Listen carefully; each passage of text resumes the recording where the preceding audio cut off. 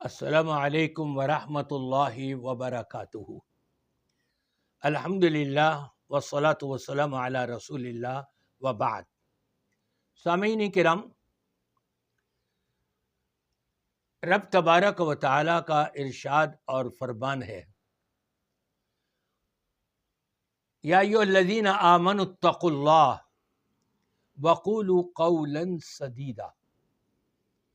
اے ایمان والو، اللہ کا ڈر اور خوف اپنے اندر قائم کرو، اور جو بات کرنی ہو سیدھی سادی سچی سچی، کوئی لگی لپٹی نہیں، کوئی ہیر پھیر نہیں، کوئی اونچ نیچ نہیں۔ جب تم بات وہ کرو گے جو قرآن اور حدیث کے مطابق ہے، یہ ہے سچی بات، یہ ہے سچی بات، یہ ہے سیدھی بات، تو رب تبارک و تعالی تمہارے خطاؤں کو بھی معاف کرتا رہے گا اور تمہارے درجات بھی بلند کر دے گا اور تمہاری اصلاح بھی مزید فرماتا رہے گا۔ لیکن اگر اس کے برخلاف کیا کہ رب فرماتا ہے، یا ایھا الذین آمنوا لا تقدموا بین یدی اللہ ورسولہ، اے ایمان والو، اللہ اور اس کے رسول کے فیصلوں سے اپنے آپ کو آگے مت بڑھاؤ۔ اللہ رسول کا فیصلہ آ جائے اور تم اس کو نہ مانو اور اپنی منمانی کرنے لگ جاؤ، خبردار ایسا نہ کرنا۔ جس شخص نے ایسا کیا یقیناً وہ رب تبارک و تعالی کے مغضوب بندوں میں اس کا شمار ہوگا۔ دنیا میں بھی اس کو عذاب ہو سکتا ہے اور آخرت میں تو ہے ہی اس کے لیے جہنم۔ آج ہمارے پاکستان میں 27ویں ترمیم کی جا رہی ہے، استثناء کیا جا رہا ہے۔ کس کو؟ پاکستان کا صدر کوئی بھی جرم کر لے، کسی کا بھی قتل کر دے ناحق، کوئی بڑے سے بڑا جرم ہو یا چھوٹے سے چھوٹا جرم ہو، کرسی ختم ہونے کے بعد اس پر مقدمہ نہیں چلے گا، اس کی گرفت نہیں ہوگی، اس سے پوچھ گچھ نہیں ہوگی۔ اسی طرح آرمی چیف، ججز وغیرہ، جس کے بارے میں بھی یہ 27ویں ترمیم لائی جا رہی ہے، یہ اللہ اور اس کے رسول صلی اللہ علیہ وسلم کے قانون کی خلاف ورزی ہے۔ یہ اللہ کی گستاخی کرنا، نبی پاک صلی اللہ علیہ وسلم کی شان میں گستاخی کرنے کے مترادف ہے۔ کیا ہمارے پاکستان کے ججز نبی پاک صلی اللہ علیہ وسلم کی عدالت عالیہ سے صادر ہوا وہ فیصلہ اس سے مستثنیٰ ہے؟ نہیں۔ کیا ہمارا صدر، ہمارے آرمی چیف یہ سب مستثنیٰ ہیں؟ نہیں۔ سنیے قرآن اور حدیث ہمیں کیا بتاتا ہے۔ نبی کریم صلی اللہ علیہ وسلم نے فرمایا، تم سے پہلے جو قومیں ہلاک ہوئی ہیں، ایک وجہ اس کی گویا کہ یہ بھی تھی کہ اگر کوئی بڑا سردار، چودھری، نمبردار کوئی گناہ کر لیتا تو اس کو ایسے ہی چھوڑ دیا کرتے، یا کچھ پیسے لے کر کے اور خلی ولی چھوڑ دیا کرتے تھے، اور عام آدمی اگر وہی گناہ کر لے تو اس کو سزا دیتے اپنے قانون کے مطابق۔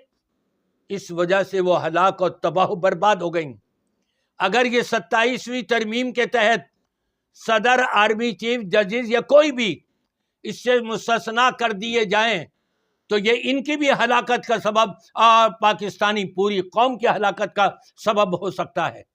اس کو ہم ہرگز قبول نہیں کریں گے، کبھی بھی نہیں مانیں گے۔ اور سنیے، نبی پاک صلی اللہ علیہ وسلم سے بڑھ کر کون عدل و انصاف کرنے والا؟ آپ نے ایک موقع پر ارشاد فرمایا، اے مسلمانوں، اگر میری طرف سے کوئی زیادتی ہوئی ہو، اس حدیث کا مفہوم پیش کر رہا ہوں، کسی پر کوئی ظلم زیادتی ہوئی ہو تو آج مجھ سے بدلہ لے لے۔ ایک صحابی آگے بڑھے، جی آپ نے ایک چھڑی میرے لگائی تھی کمر پہ، آپ نے کہا یہ لو۔ کہا نہیں، اس وقت میری کمر ننگی تھی، اور آپ کے قمیض ہے، کپڑا ہے، آپ نے اپنا کپڑا اٹھا لیا، کہا یہ لے لو مجھ سے بدلہ۔ نبی کریم صلی اللہ علیہ وسلم نے یہ نہیں فرمایا میں نبی ہوں، میں مستثنا ہوں، مجھ سے کوئی بدلہ نہیں لے سکتا۔ آپ آج کے صدر اور ججز اور آرمی چیف اگر یہ کہتے ہیں تو ان کا یہ کہنا ہماری جوتی کی نوک پر ہے، ہم کبھی بھی نہیں مانیں گے مسلمان اس چیز کو۔ یہ غداری ہے اسلام سے، یہ غداری ہے قرآن پاک سے، یہ غداری ہے نبی پاک صلی اللہ علیہ وسلم کی دی ہوئی تعلیمات سے، کبھی بھی اس کو تسلیم نہیں کیا جا سکتا۔ اور پھر ایک اور واقعہ سنیے، نبی پاک صلی اللہ علیہ وسلم نے تو صحیح مسلم کی روایت ہے، یہاں تک فرما دیا تھا کہ یہ فاطمہ فلاں قبیلے کی اس نے چوری کی ہے، تم اس کے لیے سفارش لے کے آ رہے ہو میرے سامنے اللہ کی حدوں کو توڑنے کے لیے۔